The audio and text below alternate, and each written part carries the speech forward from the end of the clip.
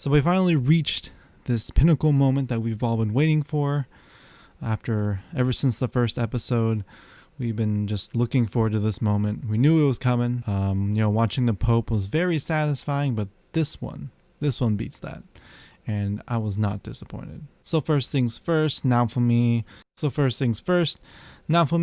he recovers from the blood sacrifice. Took him 3 days and pretty much all the medical resources that the kingdom could muster to keep him alive. Like in typical harem fashion, the 3 girls were there waiting for him, sleeping at his bedside. I think this kind of foreshadows that he's gonna have to be careful. He's gonna have to pick his abilities wisely. Again, I don't know how he picks these abilities like Iron Maiden or Blood Sacrifice, but obviously, the stronger it is, the more of a toll it takes on him.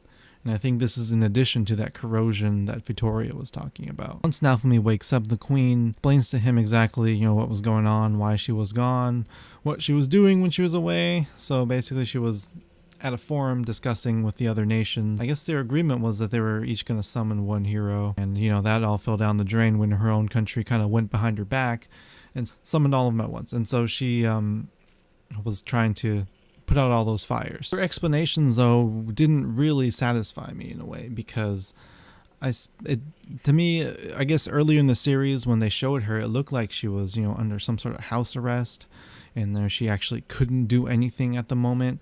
But then, after the battle with the Pope, she looked fine, right? It didn't look like she was going through any trouble, but maybe they just didn't show it. And as to the motivations of the king, he had a grudge. And she explained that, he had a grudge beforehand, and, that's what kind of made that all 3 of them, the Pope, mine, and the king, conspire against Naofumi. It wasn't anything against him personally, but just because he was a shield hero. So something must have happened, with the previous shield hero. And, she never actually got into that, which is interesting, because, that's the question we've been looking for, because we obviously knew that they had some sort of bias against him, but but why? And I also wonder what the significance is to summoning, a hero in a country, like, how they were deciding, one for each place, because she basically says he's not tied to that country. He can go wherever he wants. She's not going to force him to stay. And so it just made me think, like, so what was the point? Like, they managed to stop the wave just being in one country. Why is it so important for them to be spread out like that? It might be a political thing. Each country kind of wants their own hero. Maybe because a hero is summoned into a country, they develop a loyalty to that country just because it's kind of like their home country. The queen basically does all she can to offer him rewards, money, anything to keep him to stay, his life, no matter what hardships he went through in this series, like, his life here is still a lot better and more exciting than his previous one. And so it just makes me wonder why he's choosing to do that. And she also makes it a point to tell him something that we can't hear right away, although we can kind of guess what she's kind of saying. To me, it just feels like that she's just trying to do everything she can to keep him to stay. So she's thinking, what would make the shield hero happy? I'll try to give it to him. And the next day, the trial happens. Everyone's surprised that the king and the princess, they're the subject of the trials. The queen calls mine a pathological liar, which is very true. And she, even here, she says a lie. She's like, no, I'm a good girl. What are you talking about? So I don't know. Mine is just, she doesn't seem right in the head to me. Like, or maybe she just really believes in what she's saying, or like she kind of just inserts her own reality into things. I don't know, but I'm glad that they have some sort of way to prove that she's lying. And it's very convenient that the slave crest, which I didn't know before, but yeah, it's very convenient that the slave crest can detect if you're lying to your master or whoever made that crest or owns it. But yeah, let the trial begin. She can't worm her way out of this one. So yeah, let's go over some of her lies. Ever collude with the 3 Heroes Church? I do that. And what about the time you tried to assassinate Melty? We kind of knew that the king wasn't involved in the assassination plot against Melty, because they showed that he actually cared about her. another scene. And so he's even shocked by this, and she still tries to lie. On to top it off, the biggest lie of them all, sweet justice. The queen even offers to let the spear hero, who refused to believe that she was lying still, be the owner of the crest. And so he would question her and see if she was lying. And yep, it turns out that she was lying, of course. Naofumi is watching his name being cleared, everything, everything the way as it should be.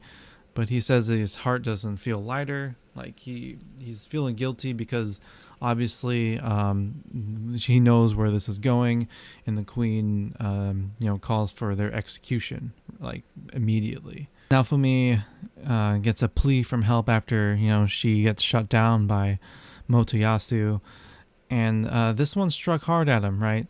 Because she asked for help, and her crest didn't go off, which I guess I didn't realize the significance before, but I guess it meant that she was actually telling the truth, that she really needed his help. But I mean, if you really think about it, right? If you're about to die and when you're desperate like her, like you're gonna need any help, right? Like I don't really understand the significance. I didn't understand why they had this down as something very meaningful, because of course she's a pathological liar, but she also wants to survive. Unless she absolutely needs help, she's gonna say the truth. So I don't know. I didn't get it, but apparently it was something significant enough that Naofumi decided to spare them. And the queen was pulling off some sneaky stuff too. It looked like we don't see what she was holding behind her back, but later on we reveals that it was a knife, and she was going to offer up her life to spare those other two. Naofumi manages to get the mob calmed down, and he was able to convince them that hey, death isn't actually a good punishment for them, because it's an easy way out, right? It's instant, it's quick, but if you give them these names, very, demeaning and just, if I had to change my name to trash or the B word, like for my whole life, like that is a pretty harsh punishment if you think about it. But it's also pretty merciful, because I'm sure the king and mine would rather have that than, be dead. Mine, her real name's like Malty or something.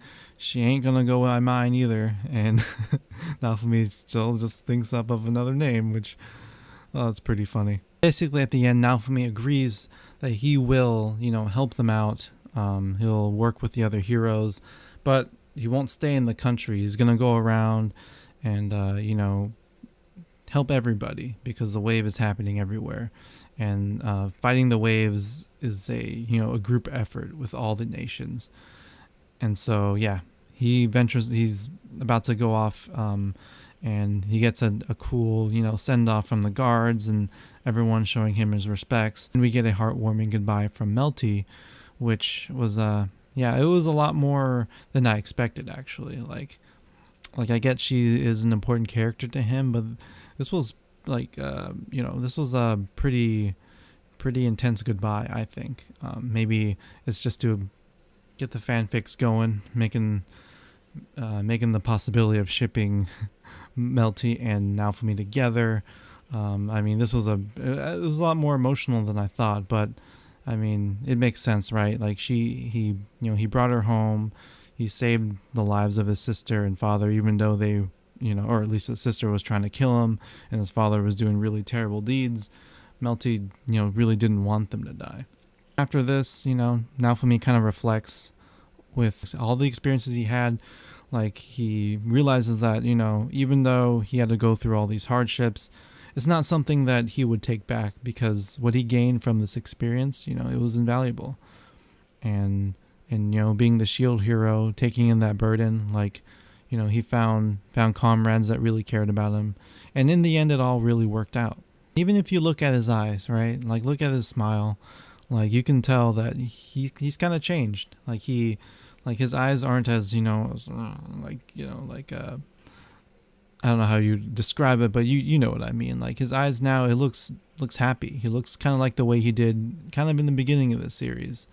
And so it's a good feeling. And after all these frustrations that we've gone through the series, we can put it all behind us, and we can actually focus on the more important stuff, like fighting the wave. The next episode, it's called the Four Heroes Council. So I'm assuming that council is going to be a lot of people involved in this. And so I'm guessing he's going to get representatives from all the countries, and they're going to discuss a plan of action against the wave. And so yeah, so I guess I can't wait to see what they show us next week. Let me know what you guys think of this episode. Was it the best episode of the series? I think so. I think it was. We didn't get a lot of action, whatever epic moments, but we did get a lot of action, if you know what I mean. And I mean, even the torturing parts of mine, I think that was pretty well done. Like, it was really brutal hearing her scream, and like she got what she deserved. I mean, Naofumi's pain, like it's not something you can really make even with her, but it was good enough. And they also threw in some fan service in there with the crest and her boobs jiggling around, which I mean, it's kind of like kind of interesting, but I mean, I can see what they're trying to do there. So yeah, please like my video, comment, let me know what you guys think, and subscribe to my channel if you enjoy my videos. I'll see you guys next week.